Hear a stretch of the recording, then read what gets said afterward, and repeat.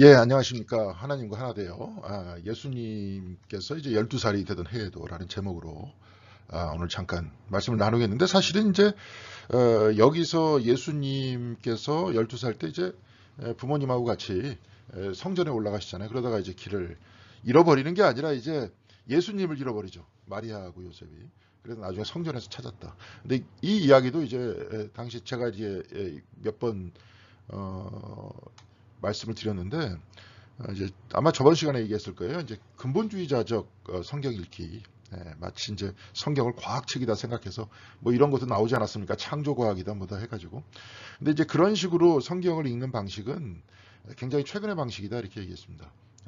과거에는 성경을 다 상징적으로 읽었어요. 뭐 지금도 당시에 상징적으로 쓰여 놓았던 성경이라는 글을 당시 사람들한테 전해 내려오는 어떤 신학 문서였는데, 근데 그 글 쓰는 방식이란 게 항상 상징적이었거든요. 근데 그 방식을 풀어내서 오늘 우리의 이야기로 바꾸는 것. 그게 이제 뭐라 그럴까요? 어떤 뭐 성서학이고 조직신학이고 이런 여러 가지의 어떤 이야기들이고, 이제 구체적으로 어떻게 살 것인가 얘기를 할 때 이제 윤리가 되겠죠. 이제 이렇게 이야기하는 것들이 우리의 신앙생활의 작업이고 신학적 작업인데, 이런 것들 다 깡그리 무시하고 이제 마치 이것이 과학책이라는 듯이 이제 이렇게 읽기 시작하면 답이 없습니다. 답이 없습니다. 이제 그런 얘기예요. 그래서 12살 되던 해에는 마이스터 에카르트가 해석하기를, 군중 속에서 예수님이 사라졌다는 것들은 그 군중 속, 우리가 생각이 복잡하면 예수님을 찾아내지 못한다. 그런데 예수님은 어디 계시냐? 성전에 계시다. 그건 뭐냐? 근원에 계시다는 거다. 이런 식으로 이야기를 하죠. 에카르트가 항상 얘기할 때 근조로 돌아가기 위해서 우리는 끊임없이 초탈해야 된다. 이렇게 얘기하잖아요. 떠나야 된다. 나의 이성까지도 떠나고, 이제 이성이라는 얘기는 안 했는데 처음에는 굉장히 강조했던 게 생각이었잖아요. 사유라는 표현을 했었잖아요. 그러니까 생각에 어긋나, 이성에 어긋나는 것들은 굉장히 벗어나려고 노력했던 굉장히 근대적인 사람이었습니다. 막 그렇게 얘기하다가 나중에 사유까지도 놔버려야 된다. 생각이 넘어선 자리에 있다. 이제 그것은 일종의 신비를 얘기하는 거죠. 체험을 얘기하는 거죠. 우리 일상생활 안에도 도저히 뭐 우리의 이성적으로는 이해하지 못하는 일들이 자주 발생하잖아요, 사실. 뭐 어떻게 뿅하고 나타났다는 것이 아니라, 이제 뭐 예를 들어서 뭐 누구를 사랑한다 할 때, 뭐 예를 들어서 막 전쟁할 때 모든 사람들이 거의 본능적으로는 자기의 목숨을 지키려고 막 이러는데, 어느 순간인가 갑자기 이것을 내려놓고 갑자기 어떤 사람들은 정의로워지고, 그렇죠? 막 이렇게 바뀌는 경우도 많지 않습니까? 뭐 몸에 뭐 치유됐다 뭐 이런 것들은 이제 교회에서 자주 사용하니까 하여튼 뭐 그럴 수도 있겠고, 이런 다양한 일들이 우리 주변에서 벌어지잖아요. 이것은 사실은 세상이 우리의 생각대로 돌아가는 건 아니죠. 이건 우리의 이성일 뿐이고, 특별히 이제 과학 안에서도 양자역학이다 뭐 이런 것들을 쫙 보면 전혀 이 우주는 인간의 계산에 의해서 돌아가는 것이 아니다. 우리가 이제 얼마 전에 뭐 우리가 이런 거 했었잖아요. 저 임사체험이라고, 임사체험. 네, 임사체험.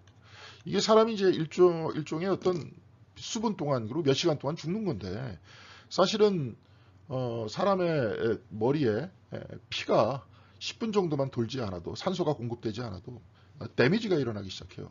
그래가지고 겨우 가까스로 심폐소생술로 사람을 살렸다 그래도 그 사람들이 뭐 불구가 되든지 반신불수가 되든지 몸을 못 움직인다든지 말을 못 한다든지 뭐 이렇게 되잖아요. 근데 예를 들어서 이런 걸 경험한 사람들도 역시 똑같이 피가 돌질 않는데, 완전히 죽어 있는 상태인데 한 2시간 정도 있다가 깨어났다. 근데 완전히 정상인이고, 뭐 몇몇 자료에 의하면 마치 초능력도 생겼다. 뭐 이런 것도 제가 본 적이 있습니다. 그러니까 우리가 알고 있는 영역들은 사실은 굉장히 한정되어 있는 영역들만, 보편적인 영역들만 그냥 알고 있는 거죠. 그렇죠? 그런 겁니다. 그러니까 마이스터 에카르트도 굉장히 처음에는 사유를 강조했다가 나중에 사유를 놓고, 생각을 놓고 하나님과 하나 됐다. 하나님과 하나 됐다는 건 뭐냐면, 내가 하나님이라는 소리가 아니라 하나님께서 내 안에 활동하시는 바에 의해서 내가 움직인다는 거예요. 지금도 하나님께서 우리에게 생명 주셔서 우리가 움직이잖아요. 그렇잖아요. 다 이렇게 움직이는데 다 여기에 이제 잡것들이 들어가잖아요. 뭐 내 감정이 들어가고, 내 생각이 들어가고, 질투도 들어가고, 욕망도 들어가고, 미움도 들어가고. 그러면서 계속 왜곡되는 거죠. 굴절되잖아요. 마치 빛이 쫙 들어오는데 이 안에 수많은 프리즘이 있어갖고 계속 굴절되는 겁니다. 네. 그래서 이제 그렇게 되는 거니까, 에카르트는 처음에 굉장히 사유라는 것, 생각이라는 틀을 가지고 쭉 갔다가 생각을 놓자. 그러면서 이제 하나님과 하나됨. 마치 이제 그것을 믿음이라고 얘기할 수 있겠지만, 이런 형태의 어떤 차원을 이야기를 하고 있습니다. 그래서 근원으로 돌아가서 예수님께서는 근원에 계시다. 우리의 근저에 계시다. 그런 이야기를 여기서 던지고 있습니다. 여기 이렇게 쭉 찾아보니까 마이스터 에카르트에 대해서 이제 워낙에 이 사람의 글들이 난해하기도 하고 도발적이기 때문에 그런 글들이 많이 발견이 돼요. 그래서 이제 되도록이면 하나님과 하나 돼요. 이 책을 우리가 같이 읽으면서 이런 도발적인 글들을 많이 소개시켜 주려고 그러는데, 이건 겁니다. 영어로 The whole being of God, 하나님의 전체적인 존재는 is contained in God alone, 오로지 하나님 안에만, 하나님 홀로 하나님 안에만 담을 수 있을 뿐이다. 오로지 하나님께서 하나님의 전체 존재를 담아내신다. 이 이야기가 뭐냐면 전체 우주도 어디 안에 있는 거예요? 하나님의 존재 안에 있는 거죠. 오로지 하나님 안에 있다는 거예요. 자, 오로지 하나님 안에 있다라는 건 뭡니까? 우리 모두가 우리 어디에 근원을 두고 있는 거예요? 근저를 하나님께 뿌리를 두고 있잖아요. 하나님은 영생하십니까? 안 하십니까? 영원하시잖아요. 영원하다는 것은 시작과 끝이 없는 겁니다. 여기서도 이제 하나님의 탄생이라는 표현을 쓰는데, 탄생하면 반드시 어떻게 돼요? 죽습니다. 생겨나면 반드시 죽는 거예요. 예수 그리스도가 이 땅에 오셨다. 하나님께서 이 땅에 탄생하셨다. 그 얘기는 뭡니까? 이 땅에 탄생하셔서 죽음까지 짊어지셨다는 거예요. 그래서 우리는 어쩔 수 없이 탄생과 죽음 안에서, 이 안에서 있을 수밖에 없는데, 우리를 어디로 데려가셨습니까? 우리와 같이 죽음이 되어서, 우리와 같이 탄생하셔서 우리를 어디로 데려가셨어요? 무한대로 데려가셨어요. 영원으로 데려가신 거잖아요. 시작도 끝도 없는 영혼으로 데려가셨다. 이 영혼으로 데려가셨다. 이 이야기는 이제 철학적 관념이고, 더 중요한 얘기는 뭡니까? 시작과 끝이 없는 어디로 데려가셨어요? 내일 이제 설교할 때도 얘기할 겁니다. 이제 사랑으로 데려가셨다. 시작과 끝이 없는 것은 뭐냐? 사랑이다. 라고 어떤 철학자가 그렇게 얘기를 했더라고요. 서강대학교에서 강의를 가르치셨다가 이제 2016년도에 작고하신 철학 교수가 그렇게 말씀하셨어요. 하여튼 그래요. 그래서 전체 우주도 하나님 안에서 컨테인 되는 거예요. 하나님 안에 다 있는 것이고, 하나님의 존재를 오로지 하나님만 품어낼 수 있을 뿐이다. 우리는 어떻게 돼요? 그럼 그 하나님 안에 있는 하나님의 일부죠. 이 우주의 일부죠. 그리고 하나님의 근저에 의해서 생명을 받고 살고 있고, 그리고 그리스도를 통해서 우리가 다시 영원하게 하셨다 하는 그 내용들을 이야기를 하고 있습니다. 그런 내용이 아주 그냥 재미있게 이렇게 쓰여져 있죠. 참, 이 전체 우주가 이렇게 쭉 은하수가 보이고 막 이러는데, 이것은 다 하나님 안에 있다. 이런 의식을 가지고 이제 사물을 보면 어딜 가서나 외롭지 않겠죠. 그죠? 그런 얘기입니다. 자, 우리가 한번 쭉 살펴볼 수 있도록 하겠습니다. 에카르트는 12살 되던 해에 일어난 사건 속에 숨어있는 의미를 찾아낸다. 이게 에카르트만 그랬던 게 아니라 이제 옛날에는 다 상징적으로 이렇게 읽었다 그랬잖아요. 근데 상징적으로 읽는 방식을 에카르트는 또 에카르트 방식의 상징으로 읽었다는 거죠. 그것은 다름 아니라 하나님의 탄생이다. 탄생하면 반드시 죽는다 그랬잖아요. 시작되면 죽는다 그랬잖아요. 그러니까 이 탄생이라는 건 뭐냐? 딴 얘기가 아니야. 하나님께서 뭐 탄생하시고 그런 게 어디 있어요. 하나님께서 원래 존재하시는 분인데. 근데 그렇게 얘기한 겁니다. 그렇게 얘기한 게 뭐예요? 하나님께서 드러나시는 거죠. 내 삶에서 역사하시는 거죠. 내 삶에서 역사하시는 하나님의 생명이 드러나는 거죠. 근데 우리가 지금 이렇게 그렇잖아요. 대부분의 뭐 예를 들어서 우리들도 마찬가지지 않습니까? 교회 안 다니는 사람들도 마찬가지고. 이것도 에카르트 같은 사람을 아주 깊이 공부 안 하는 사람은 마찬가지고. 내가 스스로의 이게 뭐 이제 현대 철학 안에서 이제 데카르트 같은 사람은 뭐라고 얘기하냐면, 인간을 이제 물질과 정신으로 나눈 다음에 인간의 존재를 이원론적으로 나눕니다. 물질, 정신으로 나눈 다음에 되게 재밌는 게, 물질은 물질 나름대로의 자기 원인이 있고, 그냥 물질은 물질 나름대로 돌아가잖아요. 그러니까 영원히 있는 것은 인간밖에 없다는 거예요. 모든 지구에 있는 모든 존재는 물질의 법칙에 따라고 움직인다. 움직이는 원인, 그거는 뭐냐? 자기 원인을 가지고 움직인다는 거예요. 그러니까 이제 하나님의 영역은 물질에는 들어가지 않습니다. 데카르트에 의하면 하나님의 영역은 어디에? 오로지 정신 안에만 작용을 하고, 그 정신은 뭐예요? 인간이 가지고 있는 인간의 정신에만 작용을 합니다. 자, 그러면 여러분들이 우리가 딱 죽어갖고 천국에 갔다. 그러면 거기에는 누구만 있겠습니까? 오로지 인간밖에 없습니다. 완전히 그런 데가 무슨 천국입니까? 이게 천국일 수가 없죠. 우리가 예를 들어서 사람들이 꽉 찬 그 예를 들어서 저기 저 길거리 어디가 돼야 될까요? 운동 경기장이라 그래야 되나? 운동 경기는 재밌기라도 하죠. 근데 사람들이 꽉 차 있는 그 장소가 여러분들이 이렇게 행복해 보입니까? 그렇죠. 뭐 운동 경기 할 때 그 운동 경기에 집중하기 때문에 막 서로 같이 막 응원하고 그러니까 으쌰으쌰 하니까 재밌을지 몰라도, 사람들이 잔뜩 모여 있는 바로 그곳이 무슨 행복해요. 그러니까 가면은 저 여백도 있고, 그렇죠. 산도 있고, 바다도 있고, 나무도 있고, 새들도 있고, 저같이 개 좋아하는 사람들, 개들이 막 따라다니고 막 주인 좋다 그러고 나도 막 쓰다듬고 껴안기도 하고, 그래야 좋은 거잖아요. 근데 하여튼간에 데카르트는 그렇게 얘기를 했어요. 그게 사실은 또 우리들한테도 영향을 지금 끼치고 있죠. 현대 한국 교회에도. 그래서 영혼은 인간 인간만 다 가지고 있다. 이렇게 얘기를 하면서 왜 그러느냐. 이게 이제 데카르트적인 사고방식이에요. 왜 그래요? 모든 것이 다 하나님으로부터 왔는데 왜 물질은 딱 빼놔요. 그리고 왜냐하면 인간이 아닌 다른 생명체는 다 빼놔요. 왜? 네. 그렇게 얘기할 수 있는 거죠. 오히려 여러분들이 제가 지금 얘기하는 게 낯설게 보이지 않습니까? 낯설게 들리는 이유가 왜냐하면 우리도 이렇게 사고했기 때문에 그래요. 물질과 정신을 이분화하고 오로지 인간 정신만이 인간만이 영혼을 가지고 있고 이렇게 생각해서 그렇습니다. 그런데 그것이 이렇게 정확하진 않아요. 근데 그걸 이제 뭐 성서상에서는 뭐 그렇게 얘기하겠죠. 인간의 코에다만 하나님께서 생명을 부어주셨으니까 인간이 영혼이 있다. 그렇지도 않아요. 성경에서도 보면은 모든 코로 숨쉬는 것, 코로 숨쉬는 모든 것에 생명이 다 사라졌다. 그런 표현들을 씁니다. 노아의 방주 그게 다 끝난 다음에 코로 숨쉬는 그 숨이라는 것들은 뭐라 그러냐? 루아라 그래요. 하나님의 숨이에요. 그것도 그럼 어떻게 해석할 건데 그건?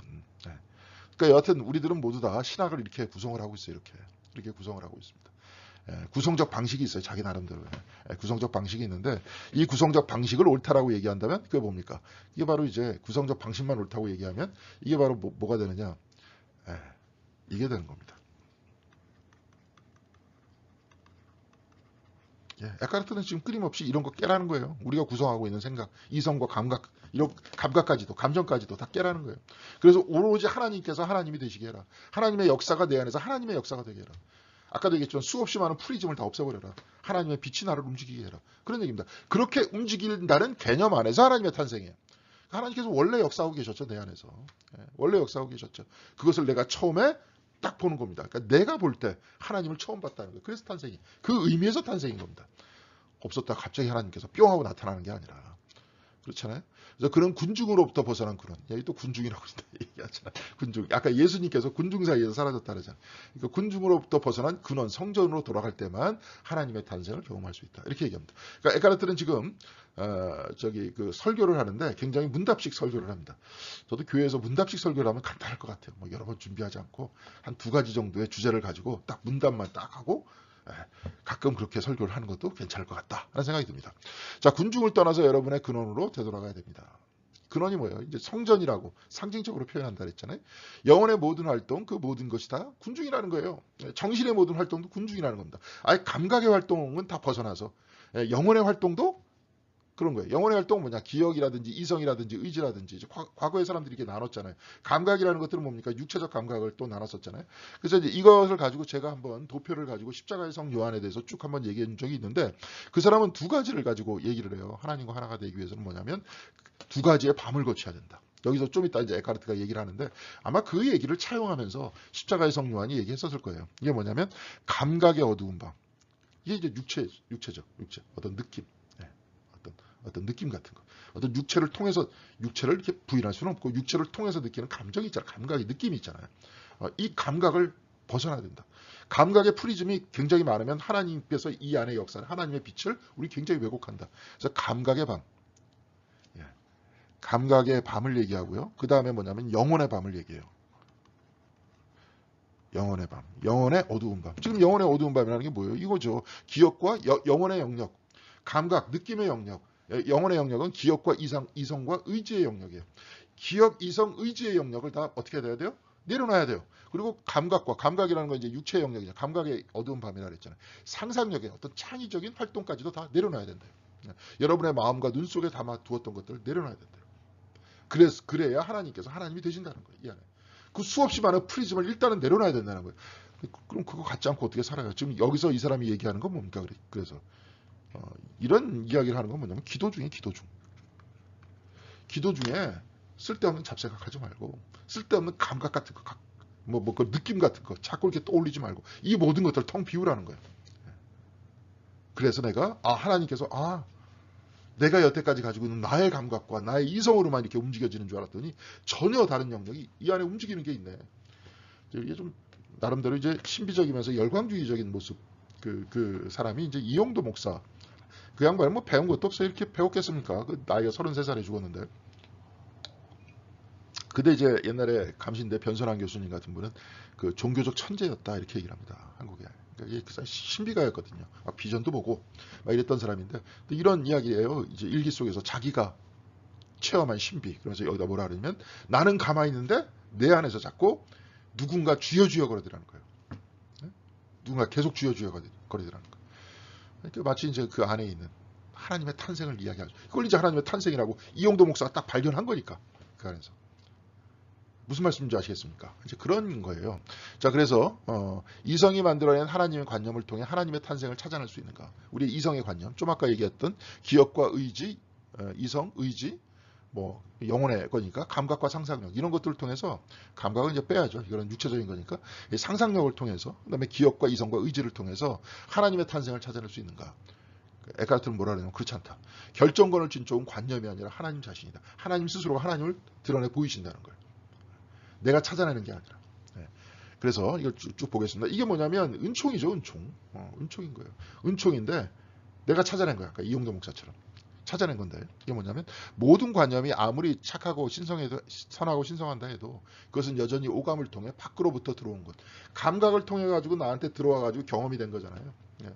이게 펜이다. 이게 펜인 걸 내가 어떻게 알아요? 아무도 안 가르쳐주면 몰랐죠. 가르쳐줘 갖고 이게 인상을 통해 갖고 내 안에 이게 감각이죠. 감각을 통해 갖고 내 안에 느낌적인 느낌으로 들어왔고 이것이 펜이다라고 내가 이제 머리에 각인하고 기억하는 거 아닙니까? 기억하다가 이제 펜이 없더라도 펜을 상상할 수 있겠죠. 머릿속에서는. 펜을 상상할 수 있고 뭐 펜과 뭐 예를 들어서 이런 컵과 그렇죠? 뭐 이런 책과 막 더불어서 짬뽕이 되다 보니까 머릿속에서 관념들이 나올 거 아니에요. 이거 다 외부에서 들어온 것이라는 거예요. 네. 그래서 고귀한 탄생이 순수하게 제 빛을 발하려면 그것은 안으로부터 곧 하나님으로부터 흘러나야 돼. 하나님이 자기를 계시하셔야 된다는 거예요. 드러내셔야 된다는 거예요. 그래야지 우리가 안다. 그러니까 이게 뭐냐면 관념적으로 조작을 해가지고 머릿속에서 펜이다 뭐 이렇게 다 짬뽕으로 조작해갖고 하나님의 탄생이다라고 얘기할 수 있느냐. 그러니까 그렇게 얘기할 수 있겠죠. 머릿속에서 뭐 옛날에 신화를 만들었던 사람들이 막 짬뽕을 해놓은 다음에 이것이 곧 신의 모습이다 이렇게 얘기할 수 있겠죠. 근데 그건 아니고 에카르트가 지금 얘기하는 건 뭐예요? 안에서 우리를 비우면서 하나님께서 자기를 드러내신다. 이게 뭐예요? 우리 순수 은총이다 이런 얘기죠. 우리 식으로 얘기하면. 쭉 보겠습니다. 그래서 이성은 모든 활동을 접고 어둠 속에 머물러야 하는가. 이 어둠이라는 게 이제 아까 십자가의 성 요한이 얘기할 때 영혼의 어두운 밤. 아까 기억과 뭐 그렇죠 의지라든지 그렇죠 뭐 상상이라든지 이런 모든 것들이 어둠 속에 머물러야 하는가. 바로 어둠 속에 머물러 있어야 된다는 거예요. 그걸 꺼야 된다는 거예요. 근데 끈다는 게 뭐냐. 어둠과 무지야말로 이성의 참된 길이다. 진짜 우리가 다 내려놔야 된다. 그러면 이 어둠이라는 건 뭐냐. 그건 그냥 수용한다는 거예요. 수용력이 뭐예요. 우리가 수용력이라고 이렇게 표현했지만 뭐라고 얘기하면 됩니까? 우리는 믿음이라고 얘기하면 되잖아요. 믿음을 저는 받아들임이라고 얘기했습니다. 오로지 믿음, 받아들임만 있어야 된다. 그런 얘기예요. 그 모든 것들 다 꺾고 다 텅 비우고 받아들이는 거예요. 자, 믿음이라는 건 그러니까 이성의 반대편이 아니에요. 이성의 반대편이 아닙니다. 그러니까 이제 비이성적인 게 아니에요. 왜냐하면 그것은 외부에서 들어와서 사물을 이해하는 거기 때문에 하나님을 이해할 수 없다는 거예요. 그럼 오로지 뭐냐? 다 비우고 수용력만 남아있어야 된다는 거예요. 받아들임만 남아있어야 된다는 거예요. 그것은 존재가 부족한 것이고 존재가 없는 것도 아니다. 오히려 그것은 충분한 수용성이다. 수용성이 존재라는 거예요. 수용성이라는 게 존재라는 거예요. 그 존재가 뭐냐? 믿음이라는 존재라는 거예요. 믿음. 믿음이라는 존재. 존재라는 건 뭐예요? 있는 거잖아요. 믿음이 있다는 거예요. 믿음이라는 존재의 수용력에 머물러 있는 것. 그게 곧 텅 비움이라는 거죠. 하나님을 완전히 수용하는 거예요. 그래서 정신 영혼은 가장 높은 하늘까지도 추월하고 이게 이제 나중에 뭐라고 얘기하면 한 이교학자가 뭐 하늘이 가장 빠르다. 왜냐 하늘을 나는 새가 아무리 빨리 날아도 하늘이 그거보다 더 빠르다. 왜냐면 어차피 뭐 옛날에 이제 저 서유기에서 뭐 부처님 손바닥이라 그러잖아요. 막 손오공이 아무리 날라봤자 요 손바닥 안에 있었다. 이런 얘기 아니에요. 마치 그렇듯이 하나님 안에 저기 그 뭐야 바탕 하나님이라는 것보다도 바탕 안에 있다 바탕. 그런데 그 영혼은 가장 높은 하늘까지도 추월한대요.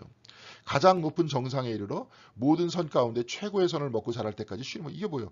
가장 최고의 선이라는 게 뭐예요? 하나님이에요. 하나님과 만날 때까지 쉬는 법이 없다는 거예요. 영혼이 추구하는 것은 하나님과 하나 되는 걸 추구한다는 거예요. 하나님 아닌 것은 만족하지 못한다는 거예요. 자, 이런 말이 있잖아요. 그래서 제가 자동차를 사면은 한 달 가고 집을 사면 1년 간다.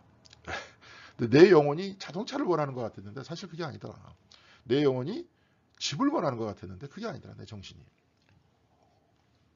그래서 온 힘을 다해서 돈을 벌어서 큰 집을 샀는데 1년 지나고 나서 보니까 실증이 나더라. 여러분 집에서 그냥 항상 집에 들어갈 때마다 감동하십니까?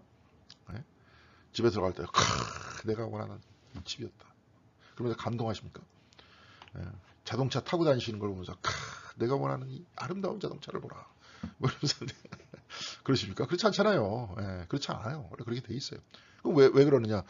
이게 모든 선 가운데 최고의 선을 먹고 자랄 때까지 쉬는 법이 없어서 그래요, 우리 영혼은.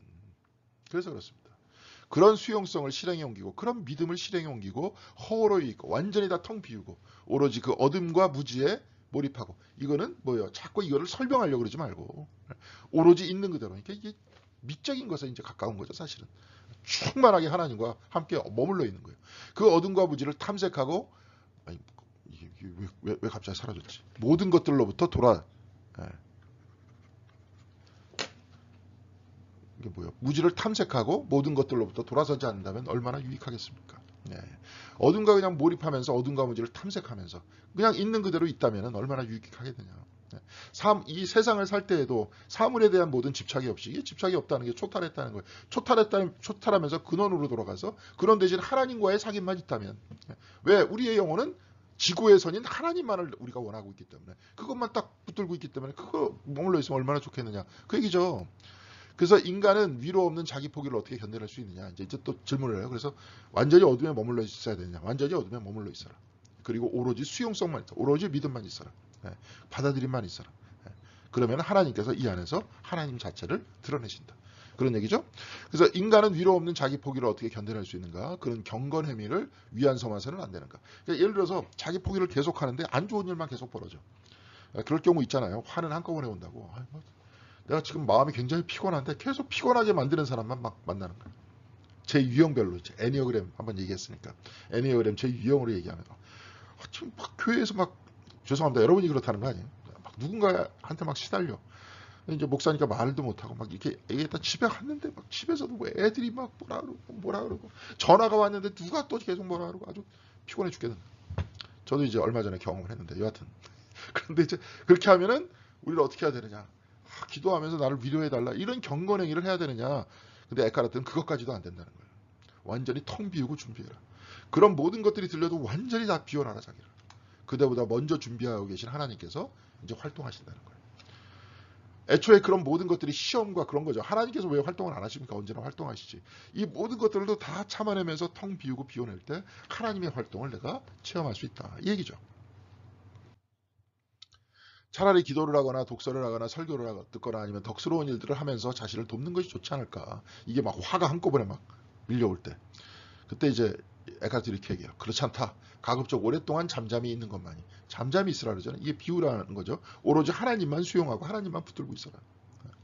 여러분이 할 수 있는 최선의 이름을 명심하기 바란다. 영성의 대가들은 태아의 진료가 자궁속에 준비되자마자 하나님께서 살아있는 영, 곧 몸의 형상인 영혼을 태아의 몸속에 주입시켰다. 태아가 이렇게 쭉 할 때 영혼이 이렇게 쫙 들어갔다. 근데 이제 뭐 태아가 뭘 원했어요? 원하지도 않았는데 하나님께서 딱 주입해 주셨잖아요. 준비와 주입은 찰나에 순간적으로 이루어진다는 거예요. 우리도 마찬가지입니다. 이게 막 복잡하고 막 짜증이 나는 경우가 있지만 그것을 다 참아내면서 다 비워내면서 오로지 하나님만 기다려라. 그러면 그것은 뭐예요? 찰나의 어느 순간인가 하나님께서 내 안에서 활동하고 계심을 또 이 모든 것들이 어떤 사랑이고 섭리의 일부임을 우리가 깨닫게 된다. 이런 얘기죠. 그렇죠? 뭘 통해서? 믿음을 통해서 깨닫게 된다. 이제. 우리가 알고 있는 믿음을 통해서 깨닫게 된다. 그렇죠? 아까 뭐 기억이라든지 상상력을 통해서 깨닫게 되는 게 아니라 이성을 통해서 깨닫게 되는 것이 아니라 이거보다 더 깊은 그것을 넘어선 아까도 얘기했지만 사유를 넘어선 어떤 믿음. 거기서 그것도 그 믿음이라는 것은 또 에카르트는 또 나름대로 신비가적 삶이 있었으니까 뭐예요? 바로 이 믿음의 체험이에요. 체험 뭐라 그랬어요? 아까 수용이라 그랬죠. 받아들이기. 이런 것들을 내가 통해서 하나님의 활동을 수용하고 받아들이게 될 것이다. 이런 얘기입니다. 자, 그래서 네 번째는 그러면 우리는 하나님의 탄생이 일어난 것을 어떻게 하냐? 뭐 이성도 다 끄래매, 감각도 다 끄래매. 이미 다 설명이 됐는데 이제 다시 한번 보겠습니다. 알아챔 여부는 하나님께 달려있다. 아까 하나님의 은총이라 그랬죠. 그럼에도 우리는 하나님께서 모든 텅 빈 것을 가득 채우리라는 것을 알아야 된다. 이게 뭐래요? 이건 알아야 된다는 것보다도 뭐예요? 모든 우리의 텅 빈 부분을 뭐예요? 채우리라는 것을 믿어야 한다. 믿어. 수용이라 그랬잖아요. 그게 있어야 된다는 거예요. 자, 그래서 에카르트는 뭐라고 얘기하냐면 바람은 불고 싶은 대로 분다. 너는 그 소리를 들어도 어디에서 와서 어디로 가는지 모른다. 너는 영이신 그분을 받아들이고 있으면서도 그것을 또한 모르고 있구나. 라는 이제 그 이야기를 하시죠. 명심하라. 하나님은 무언가를 텅 빈 채로 채워주지 않은 채로 내버려 두는 법이 없다. 하나님께서는 항상 내가 비어 있으면 하나님께서 채워주신다. 아니 지금 저도 이제 그 창조 영성 우리가 공부했듯이 사람이 생명을 가지고 있다는 것은 그 모든 형태의 에너지의 근원은 누구예요? 하나님이에요. 결국은 항상 하나님과 함께 있어요. 그런데 안 좋은 일들이 막 벌어지니까 내가 하나님께서 내 안에 없나 보다. 막 이제 이렇게 생각을 하는 거죠. 근데 그럼에도 불구하고 텅 비우고 있어라. 다 내버려 두어라. 바로 그때 너는 넌 더 깊은 곳에서 하나님께서 너와 함께 하신다는 것을 알게 될 것이다. 우리 매튜 폭스의 원복에서는 이런 것들을 뭐라고 이야기했습니까? 어둠의 길이라 그랬잖아요. 비아 네가티바, 어둠의 길이라 그랬잖아요. 그걸 통해서 더 깊이 과거와는 몰랐던 하나님의 일면을 찾아낼 수 있다. 이런 얘기죠. 자, 그래서 우리가 직접 알아차리지 못해도, 그래서 이제 뭐 이성을 자꾸 끄라 그랬으니까 알아차리지 못하죠. 근데 유일하게 남는 건 뭐라 그랬어요? 믿음이라 그랬잖아요. 수용성이라 그랬잖아요. 하나님의 탄생은 일어나고 있다. 일어나고 있죠. 우리가 몰라도 하나님께서 활동하시잖아요. 활동하시니까 내가 활동하는 거죠. 하나님이 있어야 내가 있는 거죠. 그렇죠? 이건 뭐 모든 중세적인 어떤 사고 방식이에요. 이제 어거스틴도 그렇게 얘기했어요. 그렇다면 적어도 하나님의 탄생이 일어났음을 알리는 표징이 그럼 도대체 뭐냐? 이걸 알아야 될 거 아니냐? 그러면 이제 있다. 그렇다. 번개가 칠 때 모든 것이 번개를 향해서 돌아치듯이 모든 것이 그대에게 순수한 하나님이 되는 때가 바로 그 징후라는 거예요. 아름답게 보이는 때. 하나님께서 스스로 모습을 보여줄 때. 아니 뭐 모든 피조물들 안에서도 하나님의 능력으로 모든 피조물들이 존재하는 거 아닙니까? 그렇게 보일 때. 시간이 더 이상 우리에게 햇살을 부리지 않고, 햇살이라는 게 뭐냐면 여기서 국어사전. 남의 일이 잘 안 되도록 짓궂게 방해함. 이것이 햇살이래요. 이 친구 하여튼 그 같은 이런 단어는 또 어떻게 찾아냈는지 저도 처음 봤습니다. 햇살이라고 무슨 아침 햇살인가 그랬는데, 여하튼 시간이 더 이상 우리에게 햇살, 막 우리를 짓궂게 방해하지 않고 잡다한 것이나 물질이 더 이상 우리에게 햇살을 부리지 않는 지점. 내가 막 남들이 괴롭히는데 내가 자꾸 남들이 나를 괴롭히고 있다라고 생각하는 게 내가 있어서 그런 거예요. 내가 있어서. 내 자아가 있어서 그런 거 아니에요. 그런데 그것이 완전히 이제 내려놓아질 때. 그런 얘기입니다. 이 지점이 인간이 이룰 수 있을까요? 실제로 이룰 수 있다는 거예요. 완전히 다 비워서 남들이 뭐라 그래도 전혀 개의치 않을 때. 그 탄생이 실제로 일어나면 바로 그때가 하나님의 탄생이 일어난대요. 언제는 하나님의 탄생이 없었나요? 하나님께서는 역사하지 않으셨나요? 다 나 때문에 하나님께서 역사하시는지 모른다는 거 아니에요. 그 아까 얘기했듯이 뭐 육체적 프리즘, 이 영혼의 프리즘, 그리고 또 이 내 자아, 이 자존심, 뭐 이런 프리즘이 있기 때문에, 근데 이런 것까지 다 내려놔야 된다는 거예요. 그래서 어떤 피조물도 햇살을 부리지 않을 때, 바로 그때 하나님께서 탄생하셨구나, 그때 안다는 거예요. 무슨 말씀인지 아시겠죠? 그런 겁니다. 그래서 번개가 번뜩일 때 돌아서는 것처럼 그들은 자신들에게 있는 것에 무엇이든지 간에 그것이 아무리 하찮을 자라도 그 속에서 순식간에 그 탄생을 향해서 돌아선다는 거예요. 번개를 향해서 우리가 나아가듯이 우리가 이제 완전히 다 내려놨을 때 그 어떤 모든 것들을 통해서도 우리는 하나님을 체험할 수 있다는 거예요. 왜? 이 모든 것이 에카르트의 신학은 뭐라 그랬어요? 예전에 한마디로 이제 말씀 신학이라고 이렇게 얘기했죠. 하나님의 말씀. 옛날에 이제 창조 양성할 때 이게 다바르라 그랬잖아요. 다바르 대신 하나님의 말씀을 통해서 온갖 피조물들이 다 만들어졌는데, 내가 이제 다 사라지는 그 순간 하나님의 말씀이 이 안에서 활동하시는 하나님께서 나를 통해서 세상을 보는, 완전히 내가 사라지는, 그렇다고 뭐 내가 죽는다는 게 아니죠. 내 자아가 사라지는, 하나님과 하나 되면서 이렇게 간다는 거예요. 그런 얘기입니다. 우리도 결국은 신앙생활 하는 건 뭐예요? 이렇게 다 내려놓으려고 신앙생활 하는 거 아닙니까? 그렇죠. 자, 이렇게 보면 고행은 하나님의 탄생을 보존하는 데 도움이 됩니다. 고행이라는 게 금욕이죠. 그죠? 고행도 중요하지만 하나님이 들이오신 낚싯바늘에 사로잡히는 것이 더 중요하다. 그런 얘기를 합니다. 이게 뭐냐면 마치 이제 이 이야기는 이렇게 이해하면 좋아요. 이게 뭐냐면 율법주의냐, 율법의 행위냐, 바울이 비판한 거였죠. 로마서에서. 아니면 믿음의 행위냐. 이 믿음의 행위를 나중에 믿음을 우리가 받아들이는 거니까. 믿음 뭘 받아들이는 거냐면 그리스도의 안에 있는 하나님의 은혜, 곧 사랑을 받아들이는 거니까요. 이 믿음을 통해서 내가 의롭게 되는 거예요. 근데 내가 믿음을 통해서 의롭게 되는 건 어떻게 되는 거예요? 믿음의 행위를 해야 되는 건데 그 행위는 뭘로 드러나요? 사랑을 통해서 드러나잖아요. 그렇죠? 사랑의 행위가 되는 겁니다. 무슨 말씀인지 아시겠죠? 예. 자, 그러면은 사랑의 행위가 돼서 저절로 하나님의 사랑이 이 안에 들어와서 내가 하나님이 싫어하시는 것을 안 하는 거. 이게 이렇게 되는 게 훨씬 된 거지. 이게 억지로 하고 싶은데도 계속 이거 하지 말라 그러니까 하면 안 돼라고 얘기하는 율법의 행위가 있다면은 물론 이것도 의미가 있는 거겠지만 그건 오래 못 간다는 거예요. 그러니까 예를 들어서 그래요. 단식을 하든 밤을 새우든 기도를 하든 무릎을 꿇든 육체가 끊임없이 영을 거스르기 때문에 이런 모든 것들은 다 고안된 것이라는 거예요. 근데 육체의 참회의 고삐를 씌워 육체를 속박하든지 아니면 육체의 1000배나 더 무거운 짐을 지우거나 족쇄를 채우려거든. 더 강력하게 육체의 욕망을 넘어설 수 있는 것은 뭐냐면 육체를 억압하는 금욕적 모습이 아니라 육체의 사랑의 재갈을 물리라는 거예요. 예? 이거는 뭐냐면 금욕이 아니라 훈련이에요. 나중에 매튜 폭스는 그렇게 얘기하잖아요. 디스플린이다. 예? 어세티시즘이 아니라 디스플린이다. 이런 표현을 써요. 금욕이 아니라 훈련이다. 사랑만으로는 뭘로 훈련을 해요? 사랑으로 훈련하는 거예요. 믿음으로 하나님을 받아들여서 아까도 얘기했잖아요. 수용성이라고 그랬잖아요. 받아들여서 뭘로만 하는 거예요. 사랑만으로 하는 거예요. 그래서 사랑만으로만 육체를 가장 강력하게 누를 수 있다. 하나님이 이 사랑을 믿기 삼아 우리를 노리신다. 하나님이 늘 그리스도 예수를 통해서 사랑을 전해주시고 하나님의 말씀도 뭐예요? 창조를 통해서 끊임없이 우리들에게 사랑을 주시고 그렇죠? 사랑하신다. 근데 그런 것들을 우리가 어느 순간인가 딱 비운 다음에 뭐예요? 어느 순간인가 이제 하나님께서 활동하시는 것들이 보이죠. 보이면서 온 세상이 하나님의 뭐예요? 뭘로 만들어졌다? 사랑으로 만들어졌다는 걸 알게 되죠. 뭐 정교회 이분들 예수 기도를 막 오래 하시는 분들도 필로칼리아라는 표현을 써요. 세상은 아름답다는 거예요. 필로가 뭐냐면 사랑이고요. 칼리아가 뭐냐면 아름다움에 대한 사랑이에요. 왜? 모든 피조물 안에서 하나님의 역사가 아름답게 진행되고 있다는 것들을 체험하고 있으니까. 세상이 다 빛으로 가득 차 있다는 거예요. 이게 이제 어떤 신비적 체험이죠. 예. 그래서 필로칼리아라 그래요. 지금 제 방에도 5권짜리 영성 책이 있는데 그게 이제 어떤 동방 정교회 분들이 기도하면서 만들어낸 기도의 책이에요. 영성 수련 책이에요. 예. 근데 이거보다 저런 형태의 수련보다도 더 중요한 게 뭐예요? 사랑한테 깨이는 거예요. 이게 이제 막 로마서의 이야기도 깊이 들어가 보면 마찬가지죠. 하나님께서 우리를 의롭다 하시는 그 무한 사랑에 내가 팍 깨는 겁니다. 이게 다 종교 개혁적이잖아요, 굉장히. 그렇죠? 네. 이 종교 개혁의 아버지이기 때문에 그래요, 어떤 면에서.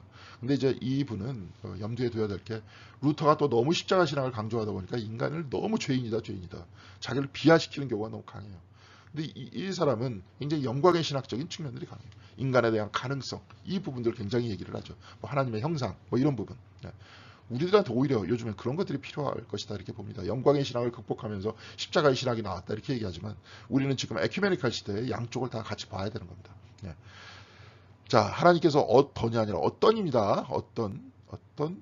어떤 짐을 부과하시든 그것을 흔쾌히 짊어지게 마련입니다. 하나님께서 주시는 것이라면. 왜 그러느냐? 사랑의 낚싯바늘을 덥석 문 사람. 하나님께서 나를 사랑하신다는 걸 내가 아는 사람. 그렇죠. 그래서 하나님께서 내 안에서 활동하신다고 우리가 현종 기도 드릴 때 그거 하잖아요. 완전히 사로잡힌 그 사람은 하나님께서 어떤 일을 맡기시든지 그 일을 간다는 거예요. 사랑의 오랏줄에 묶인 사람 똑같아요. 낚싯바늘에 꿰인 사람, 사랑의 오랏줄에 묶인 사람, 사랑의 길을 걷는 사람 무슨 업적을 세우든 그렇지 않든 늘 한결같아요. 사람이 뭐 있다 사라지는 사람이 뭐 나한테 칭찬하든 말든 그건 중요하지 안 여긴다는 거예요. 오로지 하나님께서 나한테 맡겨줬던 그 길을 묵묵히 걸어갈 뿐이라는 거예요. 사랑 없이 행하는 자들의 모든 수련보다 사랑에 사로잡힌 사람의 수련이 하나님을 더 기쁘게 한대요. 뭐예요? 믿음의 행위. 여기 얘기했잖아요. 율법의 행위가 아니라 믿음의 행위. 그래서 사랑의 행위를 가지고 있는 사람. 하나님을 완전히 수용해서 하나님께서 기뻐하시는 일을 하는 사람. 그 사람이 더 하나님을 기쁘시게 한다는 거예요. 그러니 사랑의 낚싯바늘만 뚫어져라 바라보십시오. 하나님의 사랑만 받아보라. 그리고 다 어떻게 해야 돼요? 다 피워라.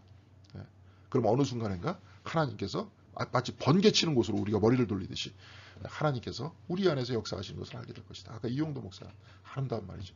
이 안에서 주여 주여라고 외치는 그 소리를 내가 듣게 될 것이다. 그런 말을 합니다. 자, 그래서 8번째 설교, 이제 2번의 설교가 더 남았습니다. 이제 설교를 하나하나 할 수 있도록 그렇게 하겠고, 이제 2번 더 설교를 보고, 그다음부터는 진도를 좀 나갈 수 있도록 하겠습니다. 여러분, 이게 쭉 보시면, 에카르트의 어떤 중심 생각들은 이미 다 이제 보셨을 거예요. 그죠? 나름대로, 그 뭡니까? 초탈, 자기의 비움. 그렇죠? 이것이 이제 지금은 뭐 수용성, 어둠, 무지, 뭐 이런 형태로 이제 나아가고 있다. 그리고 하나님께서 내 안에 들어와서 뭐 탄생하신다 그러는데 뭐 그게 진짜 탄생이 아니고, 그렇죠? 뭐 탄생은 뭐 어떻게 시작도 없고 끝도 없는 무한한 하나님이 어떻게 탄생을 하십니까? 근데 내 안에 들어와서 역사하신 걸 내가 안다. 그래서 어떤 면에 있어서 내가 탄생하는 거죠. 그래서 하나님 안에서 내가 탄생하는 거죠. 그렇죠. 그래서 그건 뭡니까? 이제 뭐 거듭났다 이런 표현도 쓰지 않습니까? 이제 그런 얘기입니다. 이제 그런 그 에카르트의 이야기들을 잘 이해를 하시고 이제 에카르트와 같은 어떤 깊은 영성과 의 어떤 조언과 같이 우리의 삶도 좀 더 깊어지고 오늘도 하나님과 충만하게 이렇게 사시는 아주 이게 말씀이 이게 은혜롭네요. 그렇죠? 꼭 설교를 마무리 질 그때와 같은 말이 막 새록새록 머리에 떠오릅니다. 하나님과 동행하시는 여러분들이 되시길 바랍니다. 자, 다음번에는 이제 9번째 설교. 그는 죽었다가 다시 살아났고 내가 잃었다가 다시 찾았다. 이제 탕자가 돌아오는 그런 이야기에 대해서 또 어떤 상징을 가지고 우리들한테 얘기하는지 한번 살펴볼 수 있도록 하겠습니다. 여러분들 수고했습니다. 감사합니다.